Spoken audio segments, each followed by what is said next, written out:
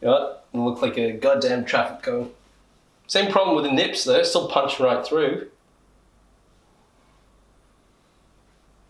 Oh, now that one's erect. All this fancy ass bullshit that I see on YouTube, I don't have time for that. I work full time and I don't get paid enough to eat out every day. And when I do eat out, they always give me a piss poor serving size of shit food packed with cheap calories. So here's my channel. I cook things that are easy, cheap, bold, and healthier than what you can find outside. My name is Chi, and I'm a bad chef. You know how last episode I said that my brain thinks vegetarian food doesn't have any real calories? Well, this one does. This one has about 1,000,000,000 billion calories, in fact. So if you're tired of eating lawn clippings and soybeans as a vegetarian, here's a dirty feed that will jumpstart your heart and then stop it completely again. So I hope you're ready because I am going to mess your life up. So what we're making today is actually a butter chicken without the chicken, which is interesting because in the versions of butter chicken that I cook, the only non-vegetarian ingredient is actually the chicken, which makes the sauce completely veggie, which is excellent because we can make it less greasy than what you get from a takeaway, and also we can tune the flavor however we want. So it's not the fastest cook, I will say. It takes about 45 minutes from start to finish, but the good thing is you can prep it once, you can cook a huge batch of it, it refrigerates and reheats really easily, it lasts for about a week in the refrigerator, so you could just pair it with different things throughout the week. So it's a pretty economical cook when you think about it that way. So if you're ready, follow me.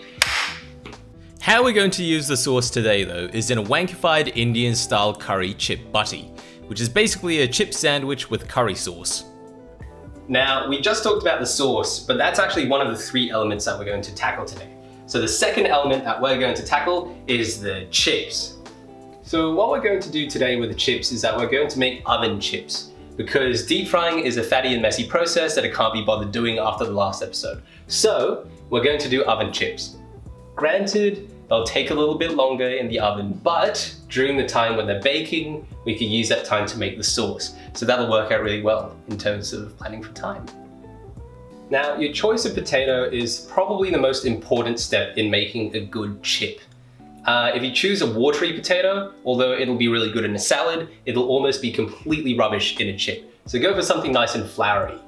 Try to find a russet potato if you could, but if you can't find a russet potato and you just go into Woolworths, the regular brushed brown potatoes will do really well. To prep the potatoes, wash them, peel them, square them off, then cut them into nice thick half-inch chips. When you're preheating the oven, blanch the chips for about 8 to 10 minutes in boiling water, strain them, then dump them into a roasting pan. You could chuck them into the oven straight away, but I started them off in the roasting pan first with olive oil to dry them off further and to get a crispier shell. If you do this, make sure your oven tray is safe to sit on the hob. When they're sealed off, bung them in the oven at 230 to 240 degrees C. They'll take about 15 to 20 minutes to get good, so that'll give you plenty of time to do the sauce. For the sauce, you'll need 2 roughly chopped onions, a fair whack of garlic, ginger, 5 types of powdered spices, plain yogurt, and a tin of crushed tomatoes, plus some chilies to your taste. You don't have to be too precious about cutting it super finely because it's all going to go into a blender anyway.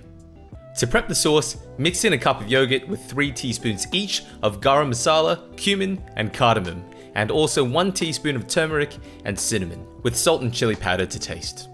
It's easier to mix it now when it's cold so it mixes more evenly. For the rest of the veg, heat up a generous amount of butter in a pot, chuck in the onions and fry them off until they're smaller. Throw in the garlic, ginger and chili, fry them off for a bit, then add the tin of tomatoes. Add a little salt and sugar to taste. Then cook it down until a good part of the water has lifted. Next, we're going to remove it off the heat and use a spatula to get all of that into a blender. If you don't have a blender, that's fine, your sauce will just be a bit chunkier. You could use pureed tomatoes and a more finely chopped onion instead, but I prefer to blend it. Now, blend that baby until it's a hot mess, dump it back into the pot, then chuck in the yogurt mix. Be careful when bringing it up to temperature though, Because it's so thick, it'll bubble and spit a little bit, so heat it up slowly, stir it regularly, and keep it loosely covered with a lid so it shields the spattering, but lets the water out so it can cook down.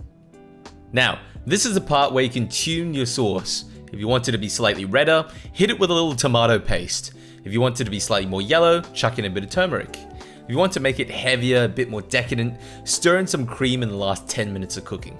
If you want to cut through the fat a bit, add a squeeze of lemon juice. Honestly, do what you need to do. Taste it, make adjustments, trust in your judgment. You got this. And that's the sauce. Now, before we plate, we're gonna have a bit of a chat about bread. Now, the third and final element to this is the bread. Now, honestly, you can use any sort of bread that you like, but today I'm using something that they bake in-house at the Woolworths bakeries. This is a pan de casa. It runs about $3 to $4 per loaf.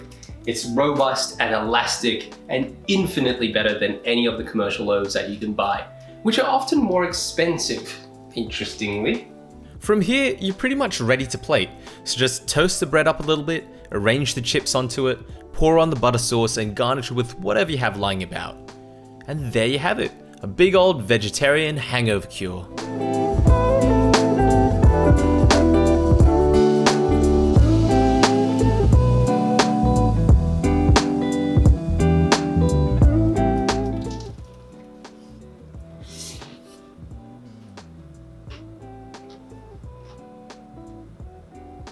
Oh, whoa.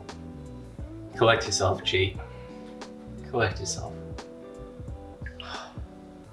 This is not a health dish by any means. It's heavy and decadent, and I will have to repent for my sins from the sheer debauchery of this dish. It's carbs on carbs on carbs. It's just so fun to eat. Oh my god.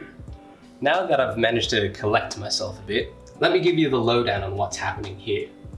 So with the bread, right, initially you have that crunch from the outside, but the inside is still warm and steamy and elastic, and it soaks up all that flavor from the curry sauce before punching it straight into your mouth. And then you have the chips. The outsides are still crunchy, so it bites back a little bit, but the insides are gooey and creamy and forgiving. And then you have the sauce, right? It just trickles down between all the gaps, and it ties everything together with this hot, spicy goodness. This isn't a marriage made in heaven. This is a scandalous one-night stand that's forged on the surface of your kitchen table. It's a cheeky threesome between two bombshell carbs tied together with this hot, heavy, saucy agent in between. Get this dirty, dirty sandwich. Oh. In terms of cost, the total cost of everything that we made today was $12 for about 6 to 8 servings, which means that this sandwich costed no more than $2. $2 for that! And you could have it 6 times. I mean, it's very carb heavy, but you'll have a lot of fun getting fat while you're at it. You don't have to have this as a chip butter either. I mean, you could have the sauce with just the toast or just the chips. If you're vegetarian, you could douse the sauce onto some fried tofu. If you're not a vegetarian, you could fry up some chicken thigh, have the sauce with that, turn it basically into butter chicken. It's just so adaptable. But however you choose to eat it, I guarantee you, you're in for a treat. And it's not like this is the cheapest version of this either. We use like nice bread and nice yogurt and nice tomatoes. If you went for like the home brand 85-cent loaves with like, you know, just bog standard tomatoes and whatever yogurt was cheap in the supermarket, you could drive down the price of this sandwich to less than $1 a sandwich. Less than $1 a sandwich. So there you go, you dirty fucks. This was an Indian chip butty with butter sauce and pan de casa. Now leave me alone. Act right. Nigga playing games, get that act right. Going, back to the bank. Rest in peace, Mac Dre. I'm a street nigga, all I do is talk, yeah. Want me in your city, nigga, know they gon' pay. I ain't looking for a free though, looking for a freak up. Trippin' link chain on my neck, weigh a kilo, nigga, just 5 lady pins, 32 is PO. On the real nigga scale, 1 to 10, you a 0. Damn, met a bad bitch, she was Creole. On the west coast, but she said she from the NO. Act right,